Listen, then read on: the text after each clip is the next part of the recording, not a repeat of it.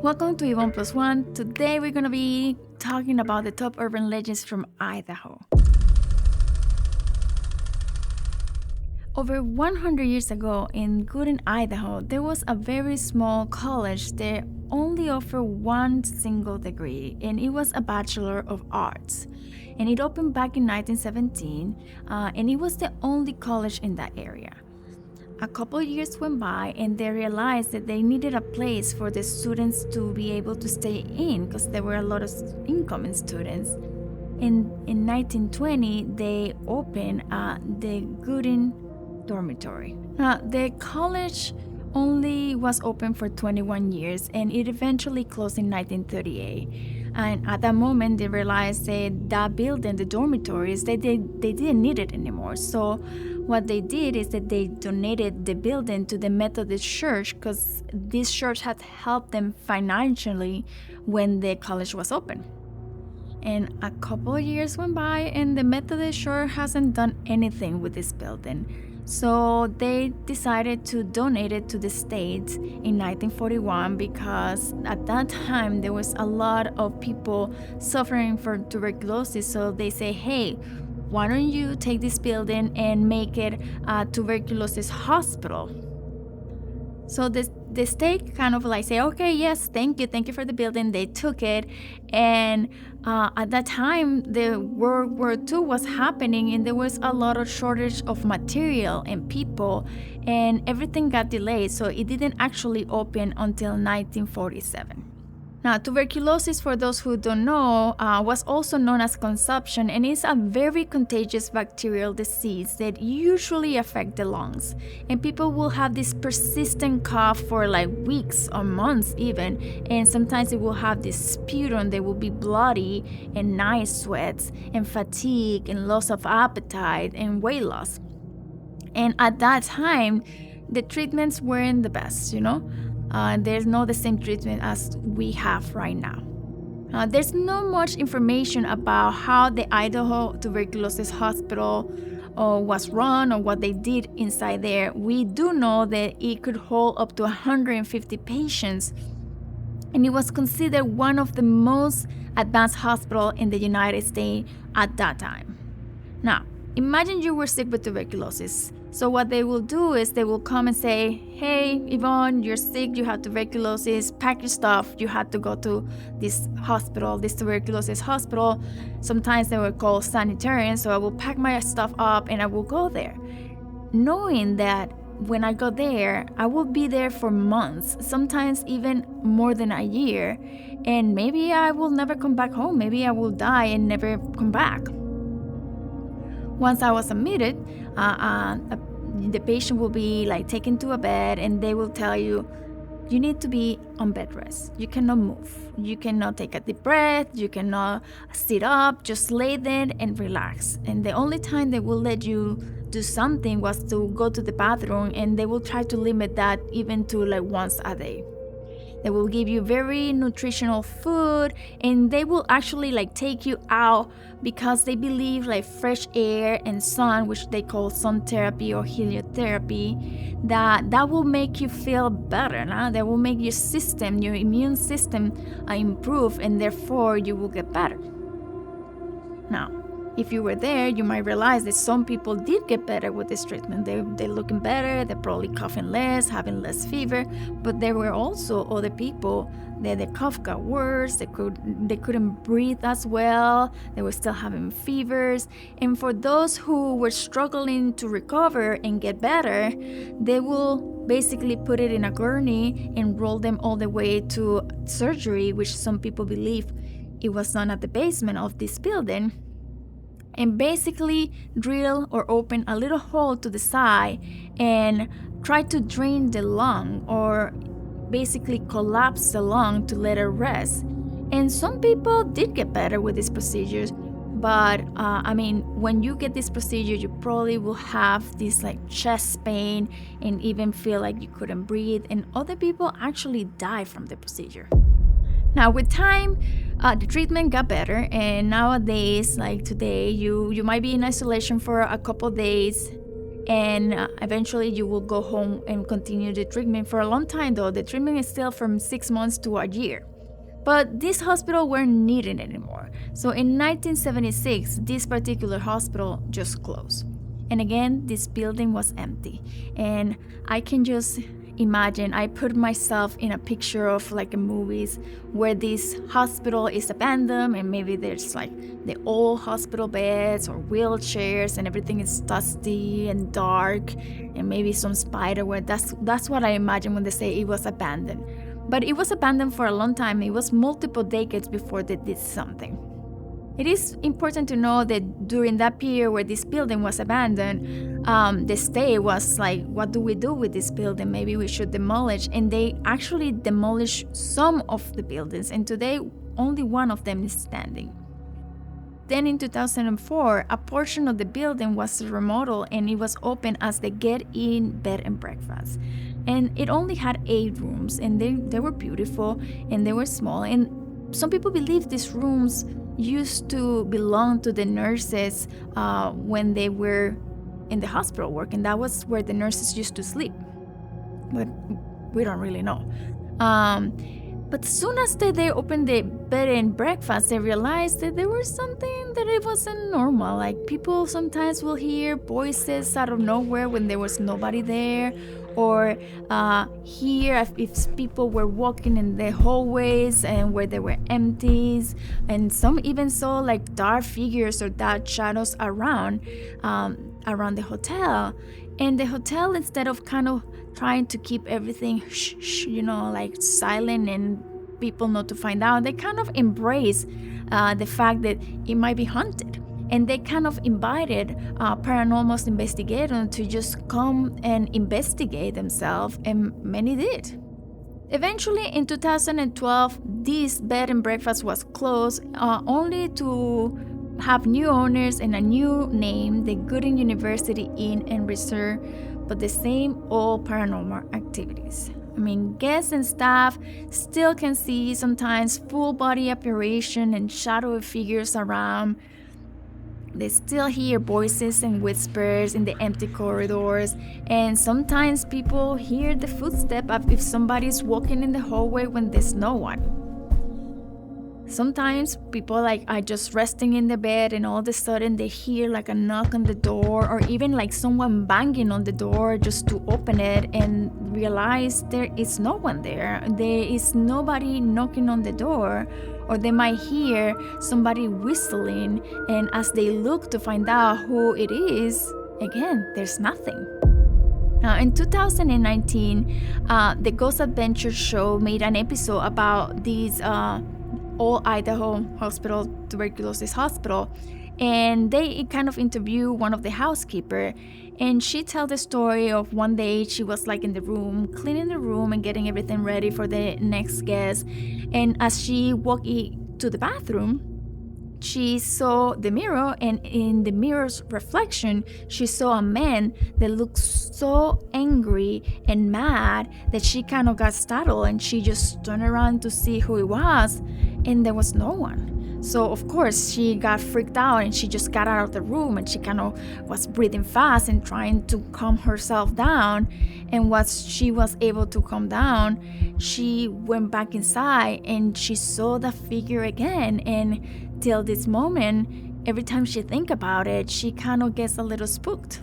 When they did that episode, they interviewed a family who was living in there, because it looks like part of the building was the house of a family, that it was the dad and the mom and the kids, and the other part was the hotel.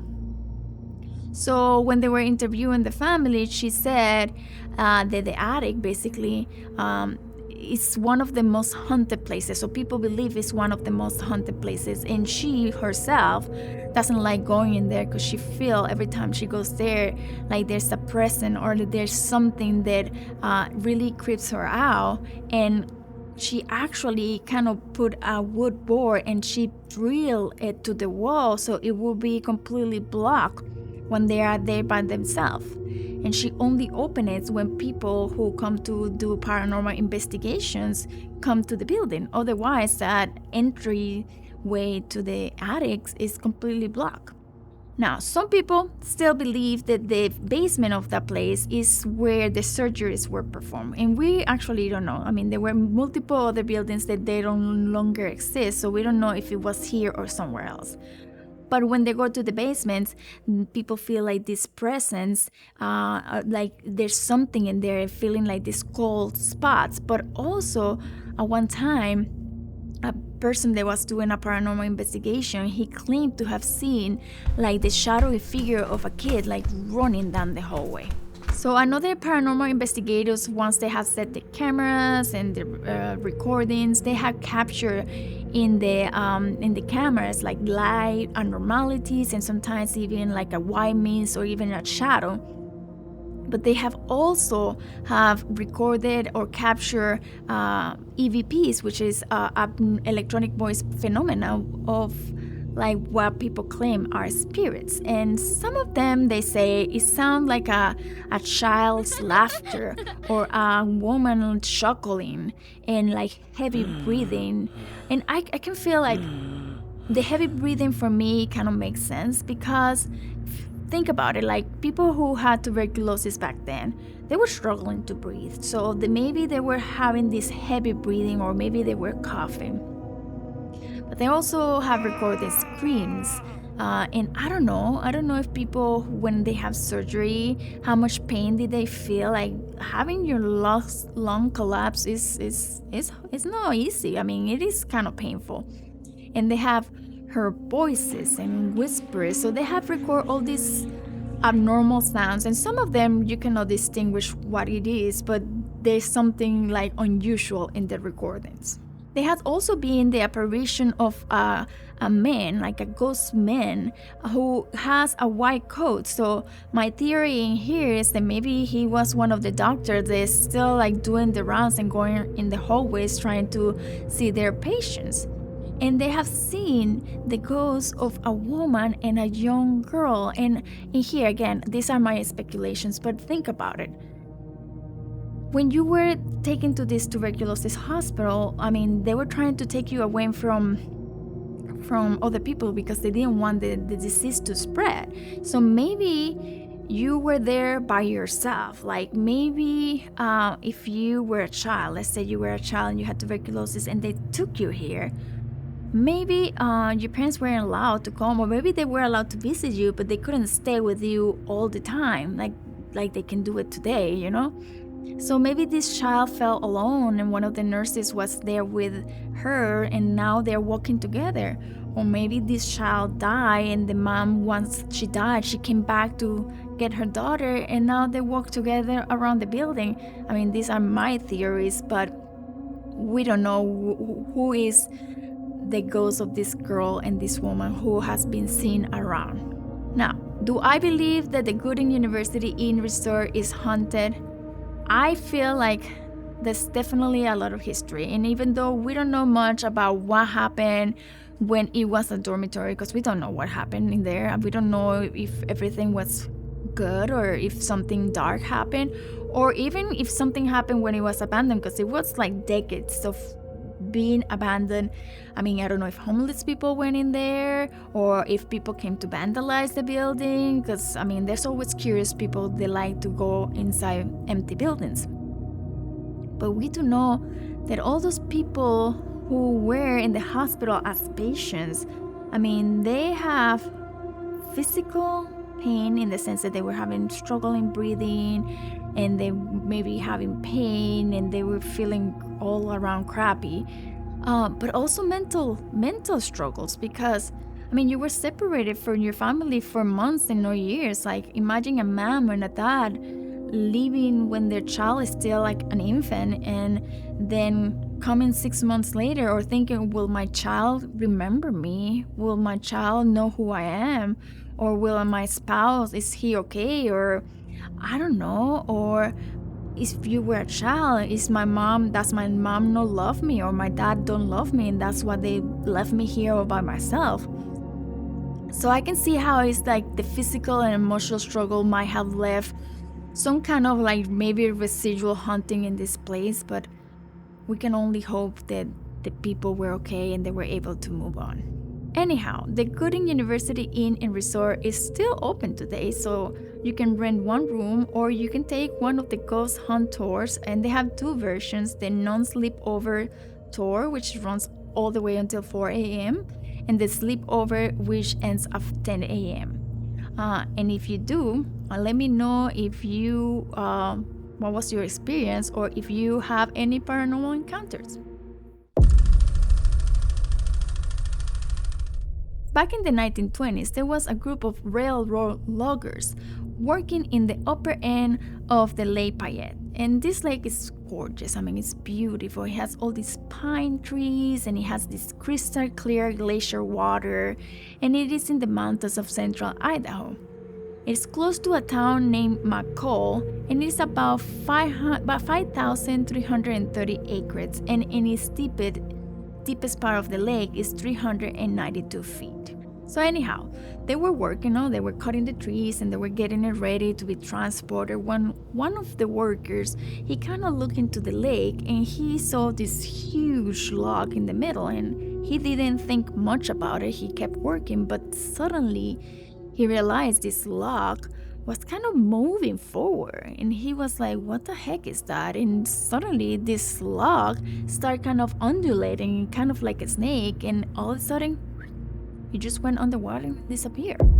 So he didn't know what it was, and more and more people started to see this kind of log or this thing in the water, and they started calling this creature Slimy Slim. Then in 1944, there was another group of people. They were in the lake and they were relaxing and having fun. And one of them saw something in the lake again. And they started looking in more detail, and they realized this was huge. It was about 35 feet long, and it looks like a dinosaur with a very pronounced jaw. And this creature had like two humps that look like a camel, and it looks like his skin is kind of like a shell. So they thought, oh, maybe that's a Slimy Slim. More and more people were looking at something like this creature. They didn't know what it was. There was definitely something in the lake. So the town was like, we need to give it a proper name. So in 1954, they just went together and they say, you know what, let's do a contest. And the winner of the contest, the name that they picked was Sharlie with an S. And now he's known as Sharlie, the Payette Lake Monster. After the name was picked, a couple years later in 1956, there were three men and they wanted to go fishing in the lake. So they got into the boat, they got the fishing gear, and they got everything ready. And as they were taking the boat to the middle of the lake, they realized there was something that was following them, like parallel to the boat. So the boat was here and then we're here, and they were going like almost like at the same direction at the same time. And then it was about 150 yards away from where they were. But the more they see it, they were trying to figure out what it was. They couldn't see what it was. They couldn't see the head or anything, but they realized the body was like kind of like thick and very dark, and it measured anything between 16 to 18 feet. And eventually it too just went on the water and disappeared. Of course, all these stories made the news. And this is like an invitation for more and more people to try to come to the lake and try to capture a picture or just see the creature themselves. And many did. There's a lot of people who have claimed to see Sharlie, but everybody gives kind of like a different description of him. Like some say Sharlie actually had like dark green body with black spots and a very like long tail with a fin at the end. And yet there's other ones that said, oh no, he has a grayish brown body with scales and like bumps with a very long neck, but the head is kind of small. And it also has 3 humps in the back, and it's so huge that it measures anything between 40 feet. Yet other people say, his body was actually brown, and his face was kind of like a snake, and he actually had like two nostrils on the top, kind of like a snake. But the most recent view of Sharlie, it was actually this year in 2023. And there's a video that has surfaced in the internet of a group of people. There were like two people on top of a rock, and they were just about to jump into the lake. And there was another group of people inside a boat, like kind of waiting for them to jump, when all of a sudden they noticed some bubbles like coming from the water, and they didn't know what it was, and they're like, what is it? And then the bubbles kind of kept moving around, and all of a sudden they see a little bit of something white come to the surface, even though you can really tell what it is, and kind of go down again, and more bubbles. And everybody was kind of freaking out trying to figure out what it is, and many believe this is Sharlie. Now the question is, what is this creature? I mean, what can it be? And many suggest that Sharlie might be a sturgeon. And I feel like the more and more lake monsters, they always suggest that it's a sturgeon. But some other people actually believe there was a prehistorical animal that has survived for millions of years.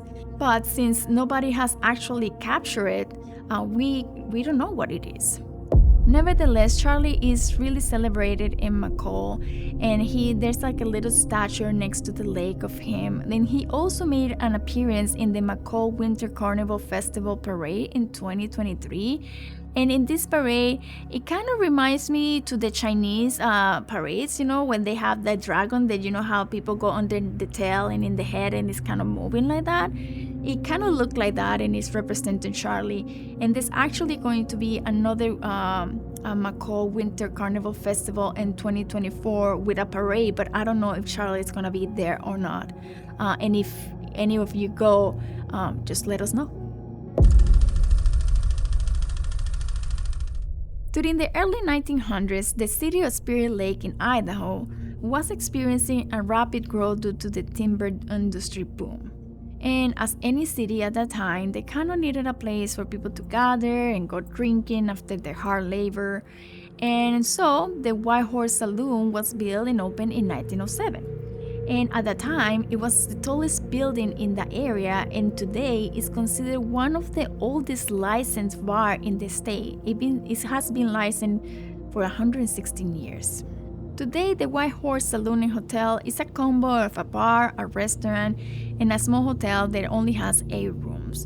And when you step inside, it's kind of like you're taken back in time to the Wild West era with the bar. The bar has the original wood floors and the original wood counters that is all stained and scratched from all these years.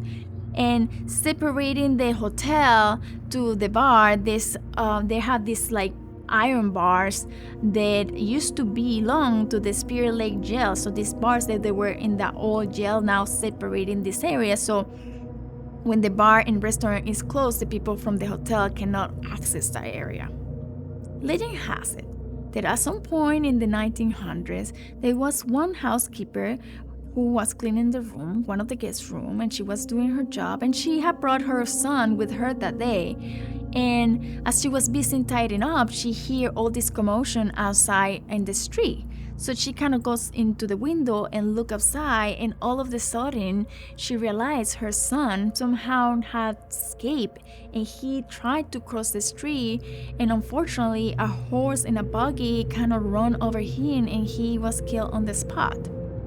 Now, some people believe that she is haunting this hotel, and she is known locally as Big Girl, and she has been seen mostly in the second floor, especially in room 2, where sometimes people see this shadowy figure like looking next to the window or like looking in the window. And my theory is that she's either reviving the situation when she looked outside and she saw her son in the street, or maybe she's just waiting for her son to come back. But there's other areas of the hotel where people have experienced paranormal activities. Like one night, one of the workers, she was in the kitchen working, she was doing the dishes, and suddenly one of the plates just kind of flew in the middle of the air. And at this point, she's kind of so used to this, so she's like, "Stop it, Big Girl, I kind of had to work, leave me alone," kind of thing. And they think the Big Girl just plays trick all around the places, because more than once things have been moved around. Guests have also experienced a visit from Big Girl. Most of the time, some of the people, when they're having drinks or even eating a dinner with the family and friends, they express that they feel this presence that is somewhere around them and there's no one else other than the family members. And other guests and staff have experienced like the doors slamming or hearing unexplained footsteps like in the hallways or like going to the bathroom and there's nobody there. They feel like cold breeze, and some of them have seen a full body apparition. Now, some people have heard like creepy, disembodied voices, and some even claim that they feel as if they have been touched or even pushed when they're walking on the hallways. There's definitely no question that this building has a lot of history. I mean, it's 116 years old. And I can only picture how it was like at the beginning, like the early 1900s, how many bar fights there were there, maybe even killers, we don't know, I don't know. So maybe it is haunted. I mean, I don't know if that story of Big Girl is actually real or no, but some people believe that definitely there is something abnormal there. Anyhow, the White Horse Saloon and Hotel, it was added to the National Register of Historical Places in 1979, and today you can still book a room or just go have a meal and some drinks and maybe even get to meet the spirit of Big Girl.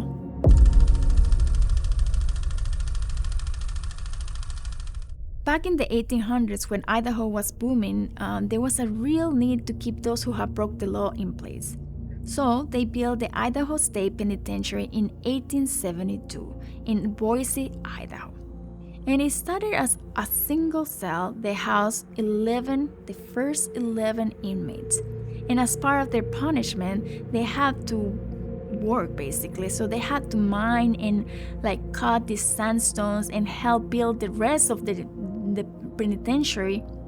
And the walls, which were 17 feet tall, and basically imprisoned themselves in. This prison did not have like the best accommodations. The ventilation was very poor, and the sandstones that they used to construct the walls, it basically held all the heat and the cold. And during the cold months, it felt like they were in a freezer. They were always cold, and in the hot months, they felt like they were in an oven. The temperatures could reach above 110 degrees, and they were just miserable. There was also problems with sanitation because there were no like modern plumbing.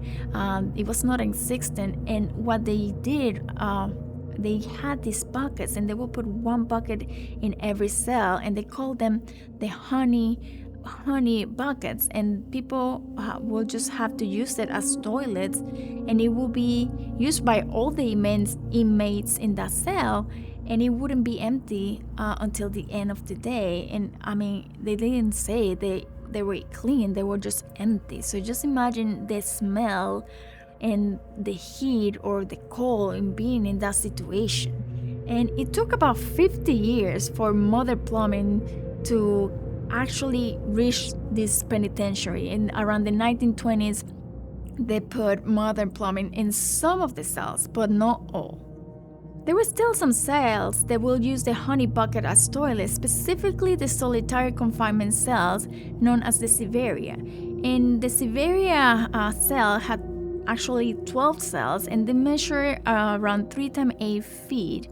And it is said the prisoners were locked in these very narrow and dark rooms for 23 hours every day, and they were let 1 hour a day. Some even claim that they were locked up for a whole week, and they will only let them go out an hour a week. The prisoners that went there, they will consider this to be like the end of the world. It was the worst part, being incarcerated in the Siberia, and a lot of the people who went there actually kind of lost their mind. There's another solitary confinement area known as the cooler, and it was meant for one prisoner. It was meant for only one prisoner. However, they sometimes will put 4 to 6 men at the time in there, so they will be just all cramped up in there.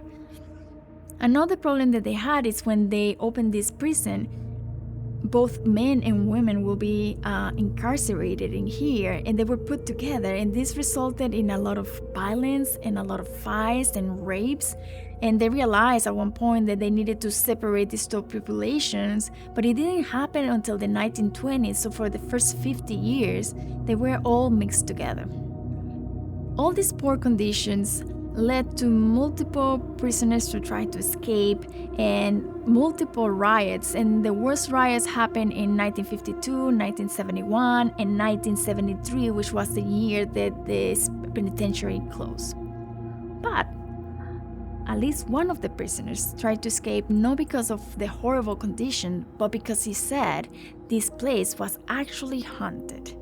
And it happened in 1954, and there was a prisoner named Kenneth Hastings who was serving a life sentence in here, and he actually made an escape plan, and he succeeded. He was able to leave. He was trying to leave because he was trying to escape the ghost of his former partner, Ivonne Baker, who he killed before he was committed to the jail, before he was apprehended. And now his ghost was kind of following him everywhere, so he tried to escape to see if he could escape the spirit of Ivonne. So for a couple of days, he was trying to hide in the woods, and all the police and the guards were trying to look for him, and the spirit of Ivonne was still like following him everywhere. And eventually he was caught up and brought back into the penitentiary. Once he was caught up and he was brought to the prison, of course, he needs to be punished, so they put him in solitary confinement, and he will beg the guards to please let him out of solitary confinement and just hang him. He will say, the spirit of his former partner, he's just sitting next to me in the cell, and he's just looking at me and grinning at me, and he's kind of like enjoying my suffering, and he just kept screaming to please take him out and just hang him. And so he believed he was being hunted inside this prison. In total, the penitentiary had about 13,000 inmates during the 101 years that it was open, and 129 of them died from either old age or suicide, or because they were sick, or because they were killed by another inmate, and 10 of them were state execution.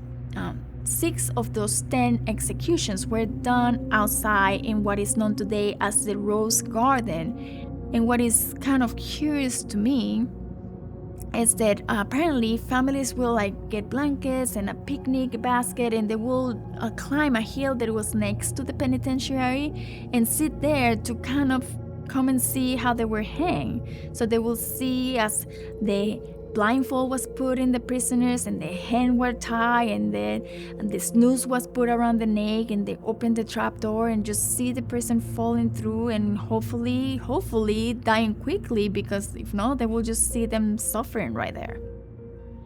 The last person that was sentenced to death and hanged was Raymond Allen Snowden, and he was known as Idaho's Jack the Ripper.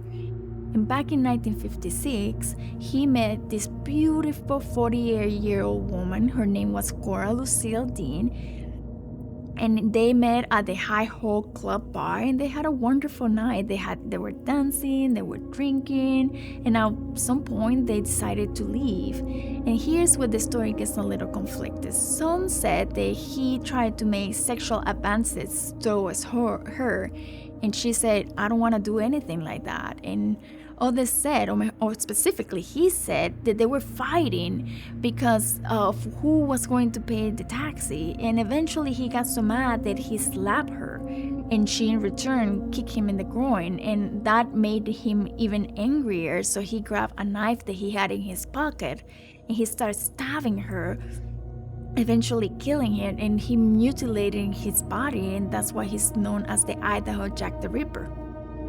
So he was eventually apprehended, and he was sentenced to death, and hours before he was due to be hanged, he was giving his last meal, which he didn't even finish, and then eventually he was restrained and taken him from the death row cells to the gallows room to be executed on October 18, 1957. And they asked him, do you have any last words? And some people said that he didn't say anything. Others say he said, I cannot put into words what I want to say. After they placed the noose around his neck and they opened the trap door, he fell. However, some people believe his hanging was sabotaged because instead of like his neck snapping quickly, he kind of suffered and suffocated slowly for 15 minutes before he died. Today, people believe that Snowden is actually haunted both the room where he was killed, which is the gallows room, and the death row cell where he was held before he was killed. People who have visited any of these rooms sometimes they feel like lightheaded and dizzy or nauseated, and sometimes they feel as if they need to get out of the place and run away, and as soon as they cross the door, they just feel completely normal. Snowden was not only the last person to be executed in the old Idaho Penitentiary, but he was also the last person to be executed by hanging in the state of Idaho before the state changed the method of execution to the lethal injection. And I believe there's 3 people who have been killed by lethal injections since then. Of course, this prison is humongous and there's other places that are said to be haunted. One day, a father took his son to do one of the tours, and the father say he's kind of like a medium, and as he was walking all around the prison or the penitentiary, he said he could hear the prisoners kind of begging to be let out, like, take me out, I don't want to be here anymore, and that he could actually see around 100 ghosts, and 20 of those were actually guards. He also claimed that he kind of saw a skull like kind of popping up from one of the windows, and that he could sense that there was a man who jumped and died before he was supposed to be executed, and he kind of knew exactly where it happened. Many of the visitors today, and the staff members too, they also feel like a sense of forbiddance, like they shouldn't be there, and like they get goosebumps as they explore the different areas of the penitentiary. They feel sometimes as if it's hard to breathe, like they shouldn't be there. Some feel like as if they're being followed by this invisible force, or sometimes like they're being touched and even pushed.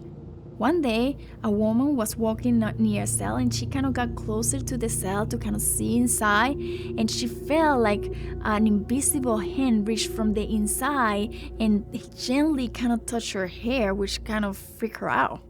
And a different day, a man who was doing a paranormal investigation, he was outside in around the rose gardens, and suddenly he get this like heavy headache and felt like if somebody was like grabbing his head and kind of squeezing his head very hard. There's many people who have experienced like different noises throughout the prison, like somebody's hitting like a metal like wrench or something against the bars of the cells, or they can hear doors slamming and banging, or they have experienced doors actually locking by themselves, and people hear whispers and disembodied voices, and sometimes they can hear actual screams. There's been a shadow figure that has been seen in the corner of the solitary room, and in that area, the breakers of where the solitary room sometimes just turn on and off all by themselves. Now, there's 2 other rooms that people have experienced unusual things, and that is the shower room, where it said that an inmate was killed by other inmates in a very brutal way, and in the laundry room. And some people, when they go there, they also feel like they had to run away or they feel sick, and as soon as they leave, they just feel better. Another area where people have seen something is in the Siberia, the confinement room that is very tiny, the 3x8. And people actually seen like a shadow figure coming out of the cell, and they hear these noises and also like a door is being slammed. Many people have experienced this cold spot or like a burst of cold air as they walk in different parts of the prison, and they feel again like they had to get away super fast and never come back. Now, because the old Idaho Penitentiary is known for all these paranormal activities, of course, many paranormal investigators have come, and they actually have captured a lot of unrecognizable EVPs or electronic voice phenomena, and most of them are like irrecognizable sound, but someone said that he capture something that sound like you don't belong here, and like laughter, or something that sounded like crazy or scary. Some even claim that they capture like a face on a picture and these like kind of shadows in videos, even though I haven't seen any of those. There's also the little story about this cat named Dennis the cat. And the story is that one day, one of the prisoners, he was doing a job outside the prison. And when he came back, he kind of smuggled a little kitten. And for a couple of days, the guards didn't notice it. But eventually, of course, they found out. But for some reason, they were allowed to keep Dennis the cat. And Dennis the cat will go all around, and everybody loved him, both the prisoners and the guards. But eventually, one day he went to sleep and he never woke up. So the inmates were actually allowed to have a little funeral for this cat, and he is buried inside the prison. And he had like a little headstone, and it says, Dennis the cat served 16 years, born on Memorial Day 1952 and died in 1968. Eventually, this penitentiary closed its doors in 1973, and it worked for 101 years. And in the same year, 1973, it was placed in the National Register of Historical Places. And today, you can take a tour and kind of be taken back of how life was for the prisoners back then.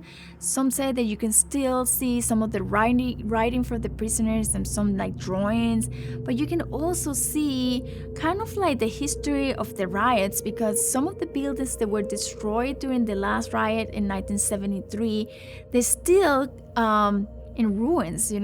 Of course, all the extra debris is taken out, but they never rebuilt these buildings, and in some of them you can even see like the black marks from the fires. Or maybe you can experience something paranormal yourself. That's all for this episode today. I hope you really enjoy it.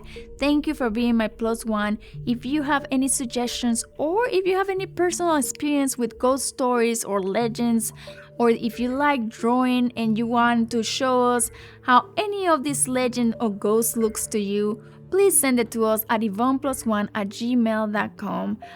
Don't forget to like and subscribe, and we'll see you next time.